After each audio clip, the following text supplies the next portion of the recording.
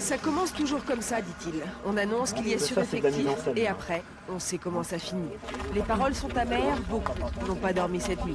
La nouvelle est tombée hier, en fin d'après-midi, dans un rapport confidentiel remis aux élus du personnel.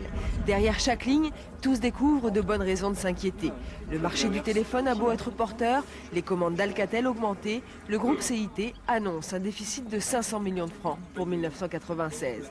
Sureffectif, déficit, les syndicats contestent les méthodes de calcul de la direction.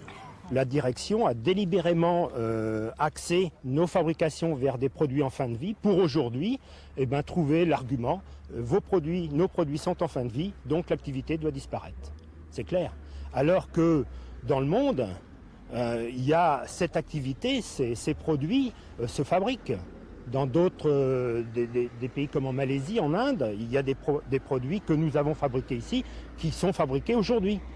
Dans les 2 ans à venir, le site de production devrait fermer ses portes. 380 emplois et plus d'une centaine d'autres sont menacés. Les salariés s'inquiètent pour le devenir du site. Alcatel à Lannion, c'est un tabouret qui a 3 pieds. Le premier pied, c'est de la production. Le deuxième pied, qui est numériquement le plus important, c'est de la recherche et du développement. Ce sont des gens qui écrivent des programmes informatiques. Et le troisième pied, ce sont des gens qui installent des équipements de télécom à l'étranger, en Asie, en Afrique, en Amérique latine. Et si on enlève un des pieds, il y a de bonnes chances que le tabouret se casse la figure. La direction s'est engagée à ne pas fermer le site, mais déjà, la disparition de 500 postes pourrait avoir de lourdes conséquences.